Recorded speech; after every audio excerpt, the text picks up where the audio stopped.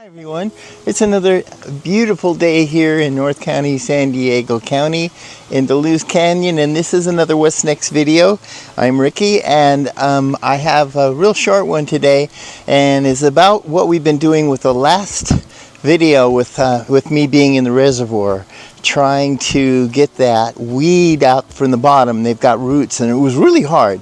So I've got a tool that I've kind of made out of parts I got from the hardware store and some of the parts here, and I'd like to share with you how I'm going to make it, and then it might be hilarious or not with me going in the reservoir, going to the reservoir, testing it, and maybe tomorrow figuring out a way to float that stuff out and doing some more. So I'll show you what I'm up to.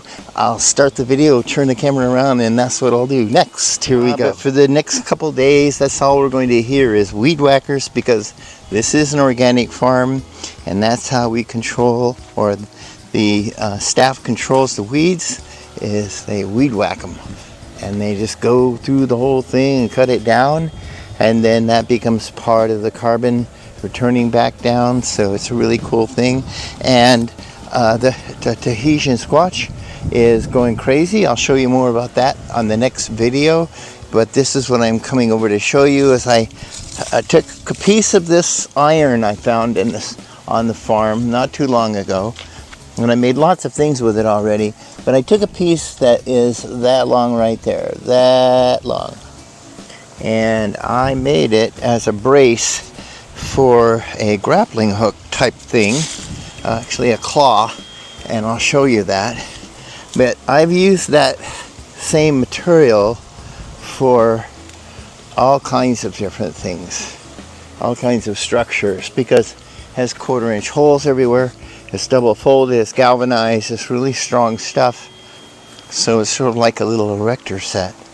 And I built this little awning out of it, and the grapes are hanging on it. So I found all kinds of little uses for this stuff. And I found some more over here, and this is what I'm building. So here's my build. It is 2 little rock rakes. I think they're about $10 or something like that.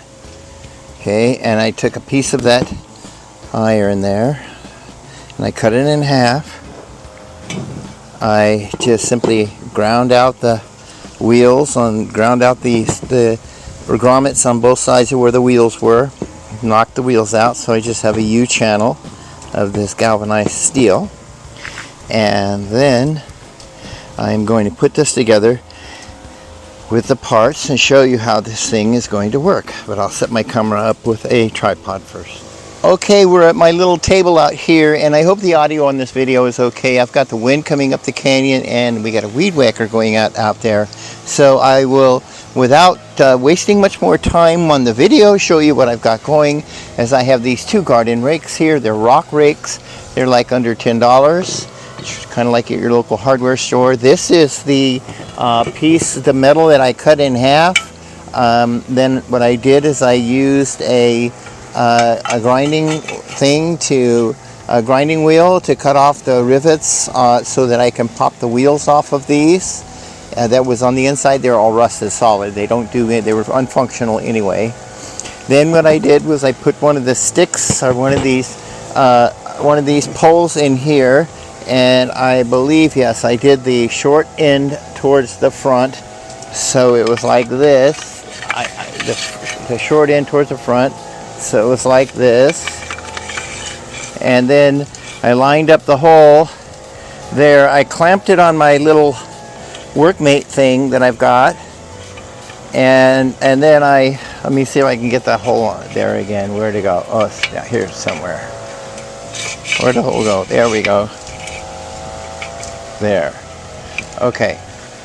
So then I drilled a hole through through there, and that would fit the bolt, and then I repeated the same thing on the other side, so that I have 2 of these that are like this.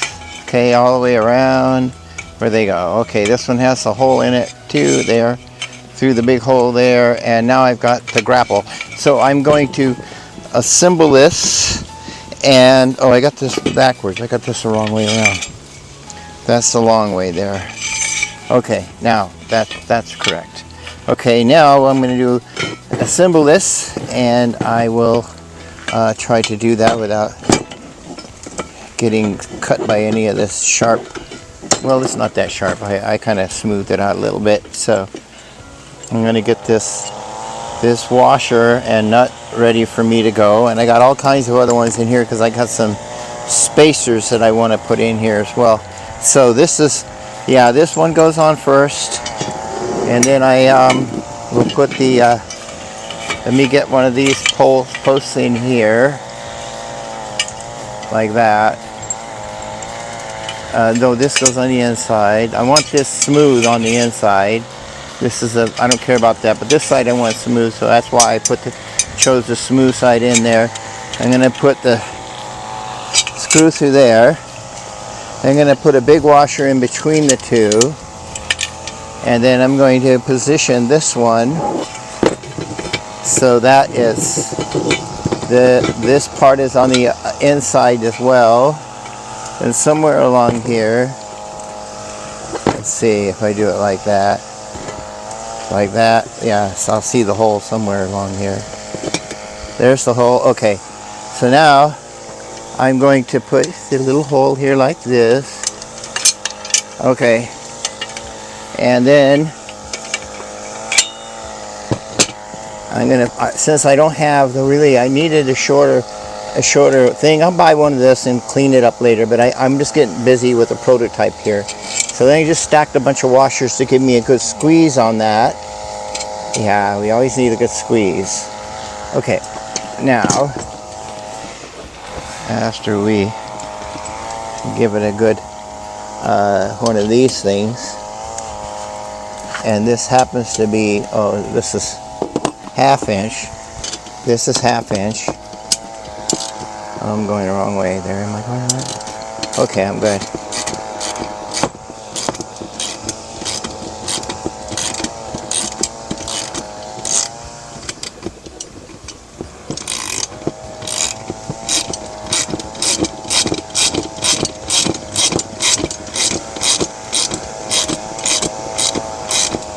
And by the way, I'm using a washer that has a nylon bushing in it, so it kind of locks. It's kind of hard to put on. So I'm squeezing this in good and tight, as much as my thing will go, unless I've stripped it.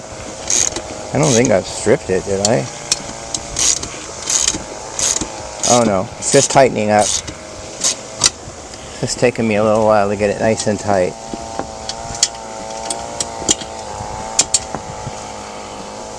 Okay, we almost got it. There we go, I think that's tight enough. Let's see, there we go. There's the grapple. Now, I need to make sure that these things are good and solid and they're not going to come out if I get a great big load on this thing that when I go to pull it. So I bought some extra screws and nuts to put through here.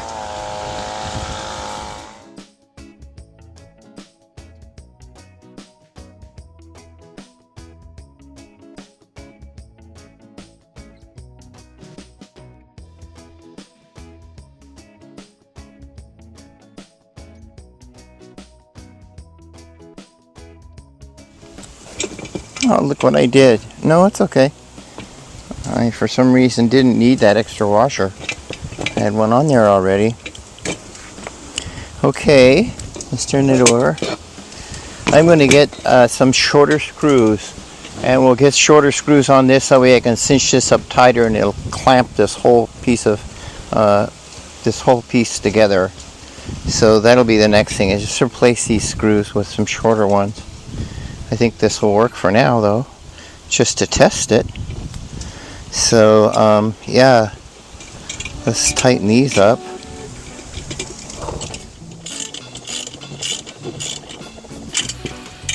Yeah, definitely need shorter screws in that. Okay, well, that's kind of how I'm going to do to just just make sure till I put shorter screws in here that I'm going to be okay with that thing not coming apart on me, and that their grapple's going to, look at that, it closes fine. So okay, now that it's all tight, it looks like it's going to close just fine. So let's go with anchoring the outside edges here on the post where I got wood, here and here, with some rubberized screws. Okay, so now I think that just replacing these screws here, they're expensive, these are stainless, so just going with a shorter screw and clamping this down a whole lot more will just really tighten this together and make that really sturdy. But for just in case, because I want to experiment with this and it won't hurt anything anyway, so I'm going to go ahead and put a couple screws in here just to hold it together a little more. So I'm going to go with one right here, and I'm going to do a pilot hole in. I think a pilot hole would be good, and I'm going to do one up here. Yeah, that's right up at the edge, and a pilot hole right here. Okay, and then same thing on the other side. Make sure it's all the way down here. And then another one over here. Okay, now let's go with a, ouch, that drill bit was hot. Okay.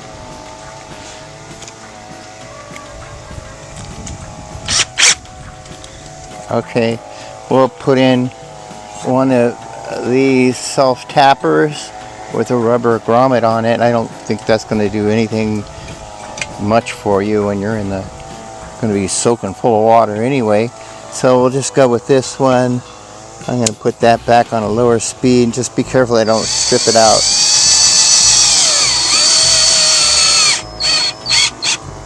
Okay, I think that's sufficient. So let's go with this one.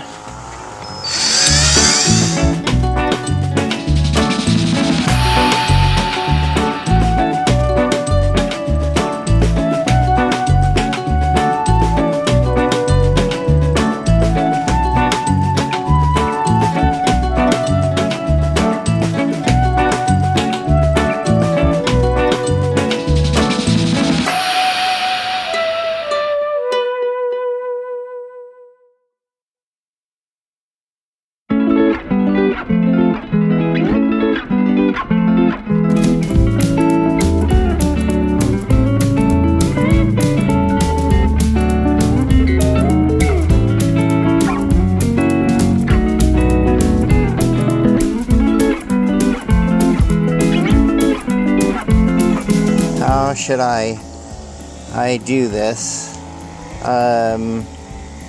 Jiminy Christmas. Maybe I'll go in like this, and I don't know if I tied that right. I don't think I did. No, I didn't. Okay, I need to shorten this up.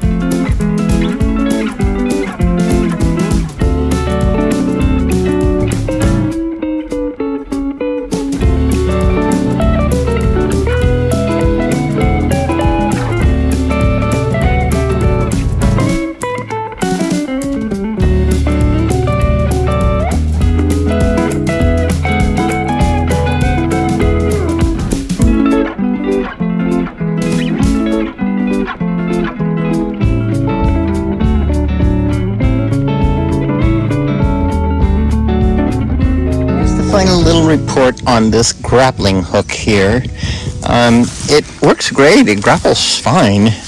It shuts, but it doesn't shut all the way. That's the problem. So once I grabbed the weeds, they just came right through those tines. They didn't shut far enough to grab them. So I need to definitely bring the shorter screws into play here. Get these long ones out of here. Put the shorter ones in. And they should squeeze the ends of these together, both of these, which will give me the clearance in order for this to shut all the way, and those tines should be able to close. And this should be much more successful than it was out there for me this afternoon. So until then, we're going to set it aside. Well, I think this will be the end of the video. Sort of an update to the garden and a few things that are going on out here in the canyon. And if I don't have enough content, then I will add some to it. The Tahitian squash needs a little bit of water. They need this like almost twice a day because of the way this desert canyon just sucks the water out of everything. So, and I give it plenty of water when I do, but it's just real dry climate. So it does that. And it looks like some of the Tahitian squash are okay in there. A few of my Tahitian squash have met the teeth of our resident rodents out here, the ground squirrels, which we're trying to control, but there's many of those out here. So there is a squash right there, a baby.